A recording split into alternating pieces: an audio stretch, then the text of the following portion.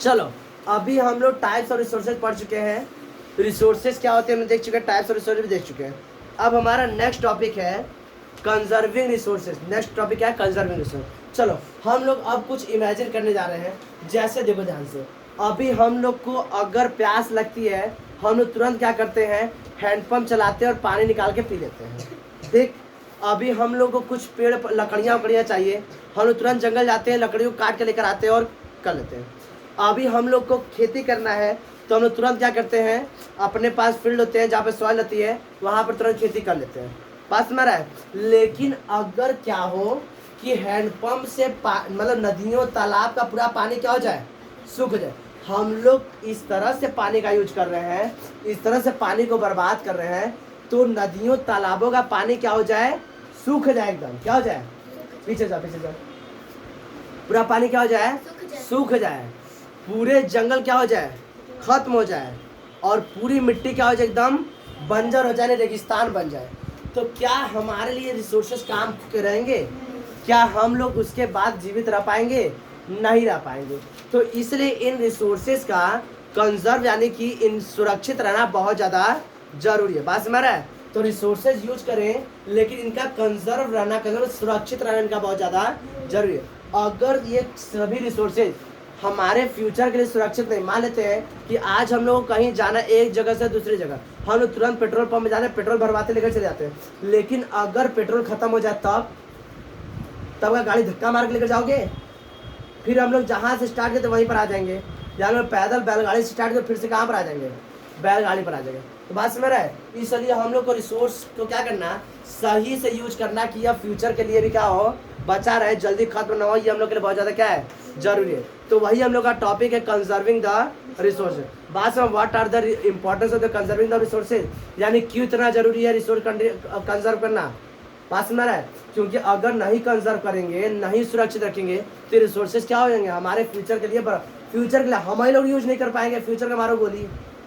बात समझ रहा है? बहुत से हमारे देश में ऐसे जगह है, हमारे देश में ऐसे जगह, हमारे देश सोचो, हमारे स्टेट यूपी में ऐसा जगह है जहाँ पर कि पानी की बहुत किल्लत है। वहाँ पर पानी बहुत मतलब गंदे पानी आते हैं। गंदे पानी मिलना भी क्या है? एक तरह से पानी की स्कैर्सिटी यानी पानी कमी है। जैसे लोग पीने के लिए साफ पानी चाहिए ना, अब हम नाले का पानी आ जाए महक रहा, पियोगे? नहीं पियो। वो भी वाटर स्कैर्सिटी यानी पानी कमी का लगा।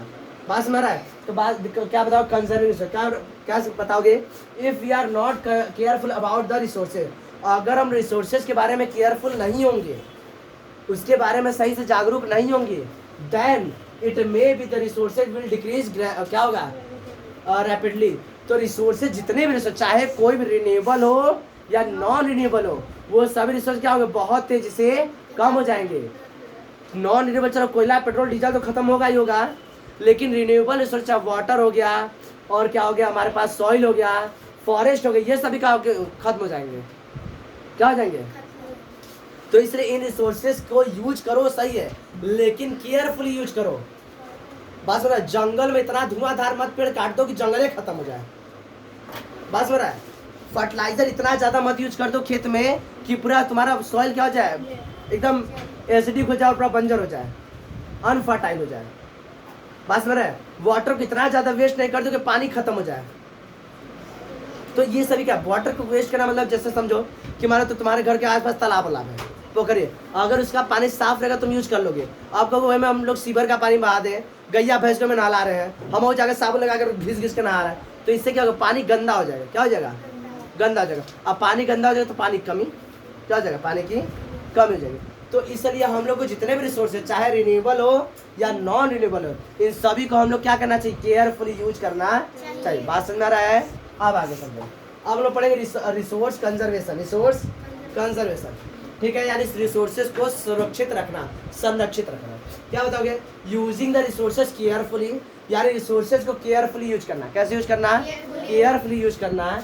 एंड टू क्या बताओगे? एंड गिविंग देम टाइम, और उसको इतना समय देना कि वो फिर से रिन्यू हो जाए। फिर से क्या हो जाए? रिन्यू हो जाए। इसे क्या बोलते हैं? Resource conservation. जैसे रिन्यू करने का मतलब कि सब मान लेते हैं कि हम लोग लकड़ियों की आवश्यकता है, तो हम लोग जंगल गए तो बस उन्हीं पेड़ को काटे, मतलब पूरी पेड़ को ना काटे, पेड़ की उन्हीं टहनियों काटे जिनका लकड़ी सूख गया है। जिनका शाखाएं सूख गए बस उसको काट ले तो क्या होगा, उसको साइन दिए रिन्यू होने का। पास में रहे तो यही तुम्हारे तरीके क्या कहलाएंगे, रिसोर्स कंजर्वेशन। क्या कहलाएगा, रिसोर्स कंजर्वेशन। क्या बताओगे, using the resource carefully and giving them time to renew to get renew is called resources conservation. Resource conservation, बात समझ आया। अब आगे समझो, देखो अब हमारे पास जो रिसोर्स है, मान लेते हैं रिसोर्स है, उनको केयरफुली यूज करना, चलो बात है। लेकिन अब बताओ ऐसा नहीं कि ऐसा भी केयरफुली यूज मत करो कि लेवल, मान लो प्यास लगा पानी नहीं पी रहे हैं, भूख लगा है खाना नहीं कर, भाई सॉइल कंजर्वेशन, हम क्या करें, रिसोर्स का कंजर्वेशन करें, ऐसा भी नहीं करना है। पास में हम बोल दिए कि पेड़ नहीं काटना, एकदम पेड़ काटना बंद हो गया, ऐसा भी नहीं करना है। अब उस रिसोर्स को बैलेंस यूज करना है। बैलेंस मतलब जितना यूज करे कि मतलब बचा भी रहा फ्यूचर के लिए, अभी भी यूज कर ले। पास में रहा है, मतलब पानी बोल दिए कि पानी खत्म हो रहा है तो इस तरह पानी पीना बंद कर दे, डिहाइड्रेशन हो जाए, मर जाए बिना पानी के, ऐसा भी नहीं काम करना है। हम कहते कि फूड नहीं है, फूड का रिसोर्स कंजर्वेशन करना है, खाना खाना छोड़ दिए तुम लोग, हफ्ता भर खाना नहीं खा रहे हो, क्या हुआ भैया बोले फूड का कंजर्वेशन करना है, घर से कंप्लेन आने लगे, क्या पढ़ा रही क्या बता दिए, कुछ खाने नहीं खा रहे हैं, तो ऐसा काम नहीं करना है। उस रिसोर्स का क्या करना है, बैलेंस यूज करना है, मतलब यूज भी कर ले और बचा भी रहे, और फ्यूचर के लिए क्या हो जाए, बच जाए। जैसे हम लोग को सभी लोग को, आप लोग को जैसे मान लेते घर में सबको सैलरी मिलती है, तो पापा क्या करते हैं, कुछ घर में खर्चे के लिए रख देते हैं और कुछ पैसा क्या करते हैं, ऐसे रख देते हैं कि बुरे समय में क्या होगा, काम देगा। तो इसी बोलते हैं बैलेंस। तो क्या बताओगे, balancing the need to use the resources, यानी इस जो रिसोर्स हम लोग को मिला है, चाहे रिन्यूएबल हो या नॉन रिन्यूएबल, इनको बैलेंस तरीके से यूज करना। कौन तरीके से, मतलब कि अभी यूज भी कर ले, हमारा काम भी हो जाए और फ्यूचर के लिए बच भी जाए। तो क्या बताओगे, balancing the need to use resources and also conserve, and और कुछ बचा भी ले, and also conserve them for future, और भविष्य के लिए बचा भी ले। इसी बोलते हैं सस्टेनेबल डेवलपमेंट। सस्टेनेबल का मतलब होता है कई दिनों तक चलना, मतलब सस्टेनेबल मतलब होता है किसी चीज को कई दिनों तक चलाना, उसे बोलते हैं सस्टेनेबल डेवलपमेंट। यानी ये डेवलपमेंट कैसा लगेगा, सस्टेनेबल चलेगा, मतलब कई दिनों तक हम लोग आराम से इस तरह से क्या कर सकते हैं, यूज कर सकते हैं। बात हो रहा है, जैसे हम लोग क्या कर सकते हैं, हम लोग को जैसे आस पास जाना है तो व्हीकल्स का यूज कम करें, साइकिल का उपयोग कर सकते हैं। ठीक, घर में अगर जरूरत ना हो तो हम लोग इलेक्ट्रिक बल्ब को ना जलाएं, फैन को ना जलाएं, टीवी को ही नहीं कि टीवी चालू करके मोबाइल देख रहे हैं, ये सब ना करें। बात में रहा है, पानी का बहुत ज़्यादा वेस्ट ना करें, पानी को एक ही वाटर को मतलब एक बार यूज से दो बार यूज कर सकते हैं। जैसे कपड़ा धो ले तो कपड़ा धो के खंगाल लेते हैं तो पानी बचा तो उसको बहा देते हैं, भाई उसका उपयोग हम लोग घर में घर धुलने में कर सकते हैं, अपने व्हीकल्स को धुलने में करते हैं, साफ पानी से क्यों धुले। इन सब तरीके से हम लोग क्या कर सकते हैं, अपना सॉइल कंजर्वेशन कर सकते हैं, ये सॉइल कर रिसोर्स का कंजर्वेशन कर सकते हैं। ये टॉपिक समझने को दिक्कत, अभी हम लोग पढ़ेंगे प्रिंसिपल ऑफ द कंजर्वेशन, और तो हम लोग को क्या क्या ऐसे स्टेप लेने चाहिए, ये समझ में कोई समस्या आ रही है, इसको लिख लो।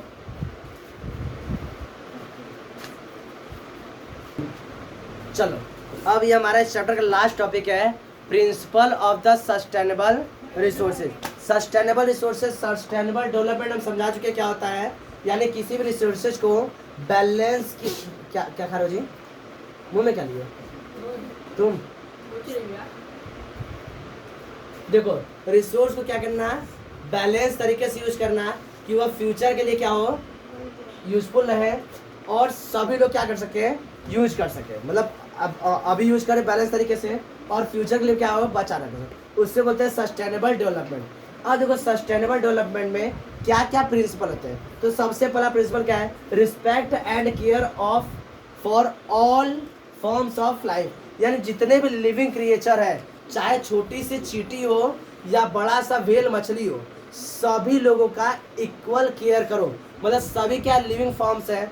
ऐसा नहीं कि ये मच्छर है मार दो फट से, नहीं, गंदे काम, खून पी ले रहे खून बेचारा, वो भी लिविंग है, लेकिन ऐसा नहीं है, ऐसा नहीं है, हम ऐसा नहीं बोल रहे हैं कि मतलब सभी कुछ है, मतलब वो बीमारी फैलाने वाले तो उनका बात अलग है, लेकिन जितने भी लिविंग, जैसे कुत्ता है तो ऐसे नहीं कुत्ते को हमेशा मारते रहे, चिड़िया है, पक्षी है, तो पक्षी का ही घोंसला बना लिए, अंडे दे रही है तो उसका घोंसला गिरा दे, ऐसा नहीं करना चाहिए, ऐसा हम लोग को नहीं करना चाहिए। जितने भी लिविंग ऑर्गेनिज्म है, चाहे कैसा भी लिविंग ऑर्गेनिज्म है, उन सभी के लाइफ में क्या करना चाहिए, हमें केयर करना चाहिए। क्या करना चाहिए, केयर करें। जैसे गाय है, भैंस है, तो उसको बेवजह नहीं मारना चाहिए, मतलब बेवजह नहीं मारना चाहिए, उनको किसी प्रकार से हार्म नहीं पहुंचाना चाहिए। ठीक, ये पहला समय respect and care for all form of life, कोई भी फॉर्म ऑफ लाइफ है उसे क्या करना चाहिए हम लोग को, केयर करना चाहिए, उसे उसका रिस्पेक्ट करना चाहिए, हमें उस किसी प्रकार से उसे हार्म नहीं पड़ना चाहिए। ये हमारा क्या है, सस्टेनेबल डेवलपमेंट का फर्स्ट प्रिंसिपल है। सेकंड क्या बोलता है,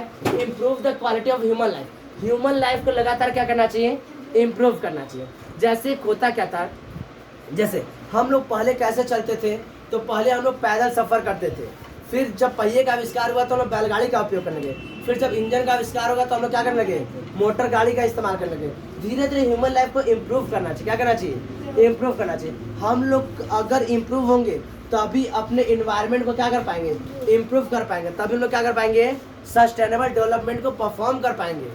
नहीं भाई, इतनी ज़्यादा पॉपुलेशन है आज देश की, अगर हम लोग अगर हमने ह्यूमन लाइफ को इम्प्रूव नहीं करेंगे तो सस्टेनेबल डेवलपमेंट को परफॉर्म नहीं कर पाएंगे। हमें समझ नहीं आएगा ना कि बैलेंस कैसे बनाना है। भाई हम लोग फटाफट यूज करें, भाई सब लोग लो रिसोर्स यूज करो, तो इससे क्या होगा, पूरा रिसोर्स जल्दी जल्दी खत्म हो जाएगा। इसलिए हम क्या करें, रिसोर्स को सही से यूज करें, उसके लिए पहले हम लोग क्या करना पड़ेगा, अपने स्किल में डेवलपमेंट करना पड़ेगा, समझदार बनना पड़ेगा। तो सबसे क्या बताओ, improve the quality of the human life, human life को लगातार क्या करना चाहिए, इम्प्रूव करना चाहिए। अब ऐसा भी इम्प्रूवमेंट नहीं करना चाहिए कि जिससे हमारे रिसोर्सेज क्या हो, हार्म हो।